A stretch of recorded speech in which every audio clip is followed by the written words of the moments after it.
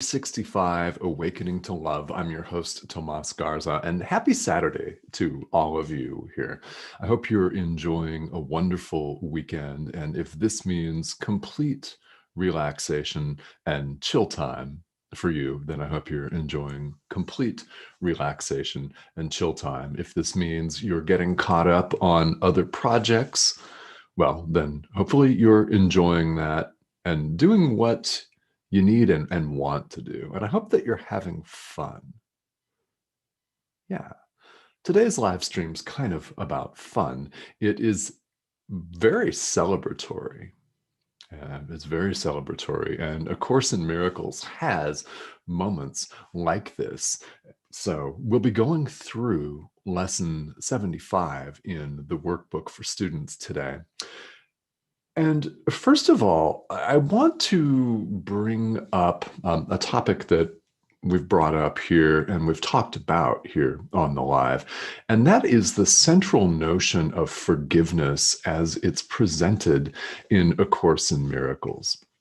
So if you have caught some of the past live streams, I've talked about this before here because it has been presented as our function as the light of the world in various contexts here in the workbook as workbook ideas. And today's idea talks about forgiveness extensively, very, very in depth and extensively. And we're only on lesson 75 out of 365. So if you haven't seen this before or gone through it before, you can bet that it's coming up again. Why? Because it's fundamental. It's fundamental to A Course in Miracles, and it's very important to us in terms of our own spiritual development, whether you follow this particular path or whether you don't, or whether this is something that you use to augment your walk or your own practice in another realm of spirituality. Ultimately, it's all the same because really we are actually all one deep down. So, whatever the practice looks like, forgiveness as it is put forth in A Course in Miracles has a different meaning. So, it's worth another quick explanation here. It really is worth the explanation because in the world, we tend to think of forgiveness as in the context of someone transgressing us, somebody doing wrong or harm to us. And then, as the one that has harm done, we have a choice as to whether we'll forgive this person or not. So the way that the world tends to view it, there's all kinds of holes in it. And it's not a complete loving act why the world cherishes what A Course in Miracles calls a belief in sin. In other words, transgression, an assumption, a fundamental assumption, which we see in this process as an error, in fact, the fundamental assumption that we have an individual self that someone else can offend because they're a separate self and we're separate from them. So one of us can harm another, one of us can transgress another. And the Course refers to that as sin, which, of course, follow that is worthy of punishment in our eyes. So whether you consider yourself a spiritual or religious person or not, this is the way the world views it. I mean, if you're not comfortable with the word sin, no problem. Take it out, call it something else. But we tend to want to get revenge on each other in the world. We get hurt. We do. Someone says something or does something, we get hurt. And there is a tendency that exists in all of us to want to get back at that person. So, in this context, we could choose to forgive them. And what happens then? What's the problem with that? It's not complete because it's not a completely loving act. Why is it not? Because the person that does the forgiving in this context tends to hold it over the other person's head. Yeah. Have you ever had this happen to you? Maybe it was your mother or one of your parents that technically forgave you, yet held what you did over your head for a long time, years maybe? How'd that make you feel? Well, what tends to happen there is someone tends to feel superior. The other person tends to feel inferior. Quite simply, that's the way that the world views forgiveness, and someone sees themselves as superior, as a wonderful, beautiful being, and in their infinite grace and wisdom, they've deigned to forgive us our transgressions. Yeah, that's the way the world views it. Course in Miracles, differently, very differently. A Course views things, people's actions in the world, as one of two things. One, an extension of love, or two, a call for love. So any what we would consider bad behavior is, in fact, a call for love. Whether it appears to be large or whether it appears to be small, it's a call for love. Therefore, what's the appropriate response? The appropriate response to a call for love is to extend love. Now, why is that important? Well, because in doing that, we're overlooking this whole notion of sin, of punishment. We're looking right past that. We really are. That's what happens in forgiveness as it is talked about and practiced in A Course in Miracles. It's fundamentally different. And when we forgive in this way, we're seeing things differently. We're seeing other people differently. We're seeing ourselves differently. And it is a different way of looking at everything, literally, at all things. And that is what is meant by forgiveness here in A Course in Miracles, is not the limited edition that the world proffers and that we have unwittingly fallen into time and again, where someone's out to hold forgiveness over someone's head and the other person's out to exact revenge. What happens when you feel inferior and you're holding a grudge against somebody? Well, it continues the cycle of violence, doesn't it? It continues the cycle of attack and ill will. Yeah. And we don't have to think too hard about that because we can see plenty of examples of that in our daily lives. So forgiveness here in A Course in Miracles, totally different thing. So what happens when you forgive? Well, you begin to feel lighter. I can say that from personal experience, and my biggest forgiveness story with A Course in Miracles, which I've been practicing since 2013, came with my own mother. Now, maybe some of you can relate to this because a lot of things happen in a family unit, don't they? But my mother, who passed in 2016, was a very hardcore alcoholic and a very mean drunk. Now, it is what it is, right? I know a number of you have experienced, direct firsthand experience with someone like this in your life, whether it's a friend or a partner or a family member. It might even be yourself, right? Yeah, maybe even you. So there was a lot of forgiveness that needed to be done there for decades of abuse. It was not easy growing up in that household, and it continued to not be easy as an adult. So, with the assistance of this text, with the assistance of the workbook, and with the guidance of A Course in Miracles, I was able over time to blanket completely forgive decades worth of transgressions. Now, what does that mean? Because you may find yourself thinking, okay, well, I'm afraid to forgive people, or I can't forgive people, or I can't forgive the world or certain situations because it's too egregious, for one, right? Or it's too close, maybe, or you're worried that it's going to enable the behavior. So what I did is I forgave with boundaries. Actually, it enabled me, practicing forgiveness as A Course in Miracles teaches it, enabled me to set very healthy boundaries and limitations, such as, thou shalt not do this, I will not do this, here are my limitations. in our communication, in behavior.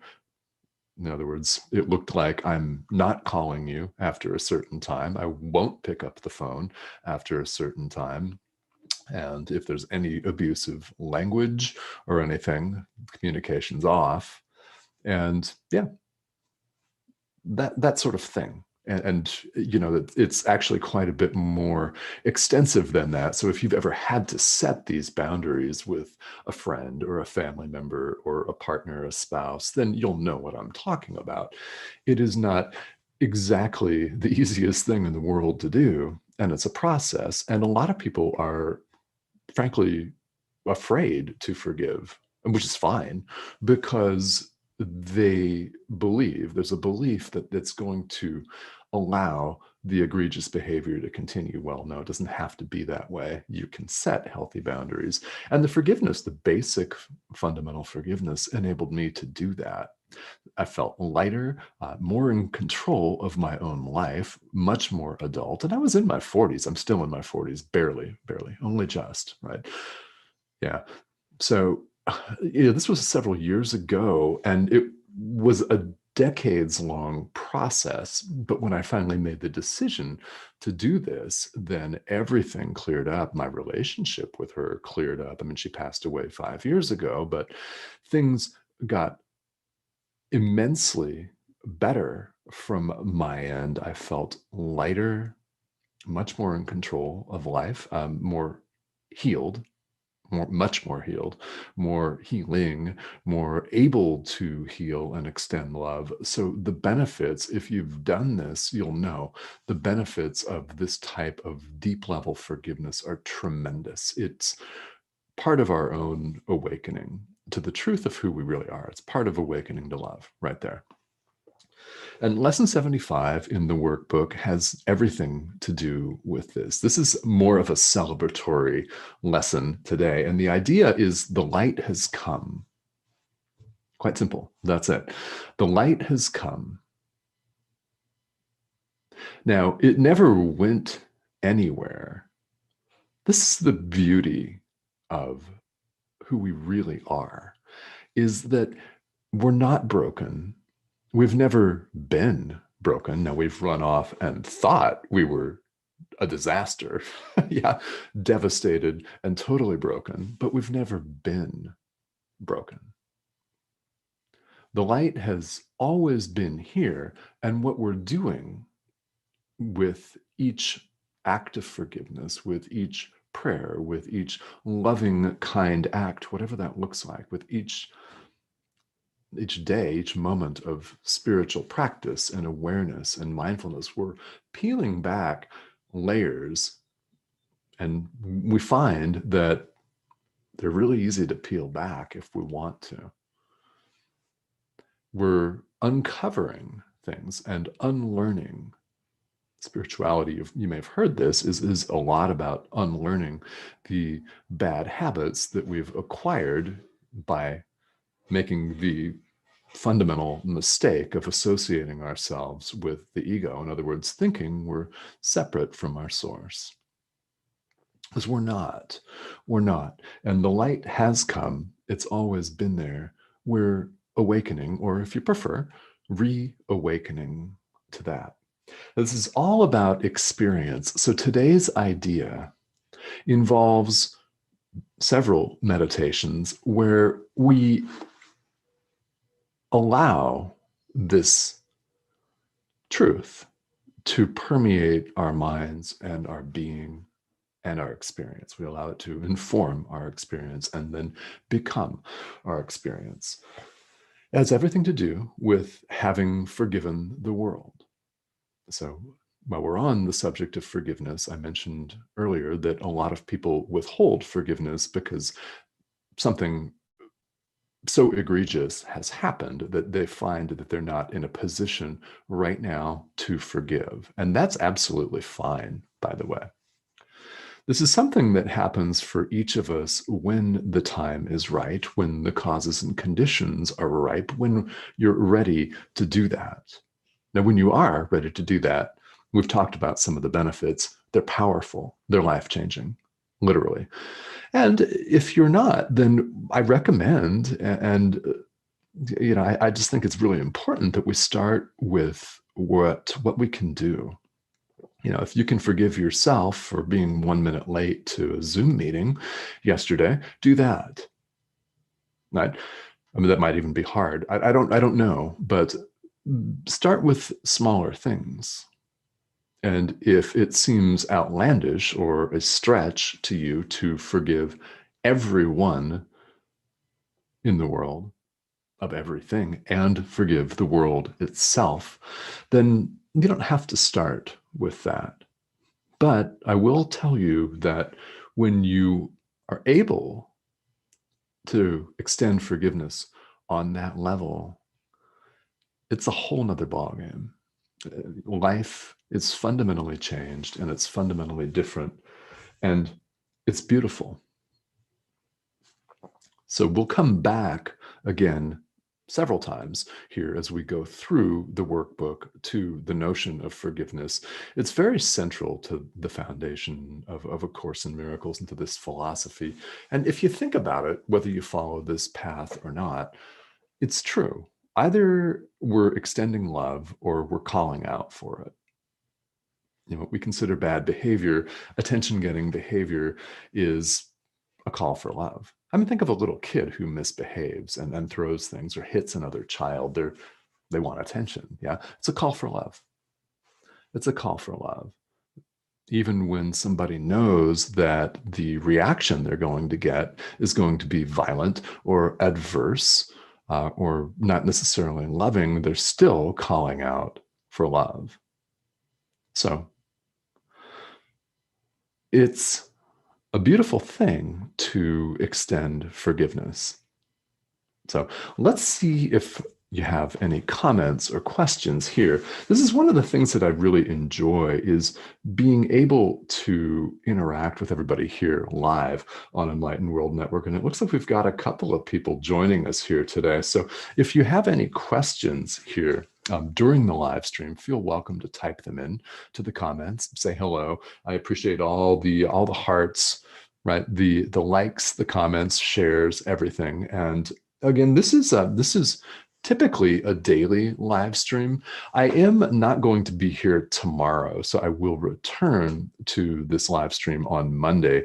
And I invite you to, as always, check the show guide in Enlightened World Network's Facebook page. That's the best place to find all of the show times for the day. It's something that they post every day here. And it's just, it's a lot of fun for me to be sharing this experience with you, because honestly, there's nothing special about me here, really. There's not. I am just a guy who has made some decisions to forgive. I have made decisions to choose love. And the more that I do that, the better I feel, the happier I am, and the the deeper my connections to everybody, to everything get. This is the beauty of spiritual practice, is there are so many benefits that it's absolutely amazing. And it's just one of these things that I've always been attracted to.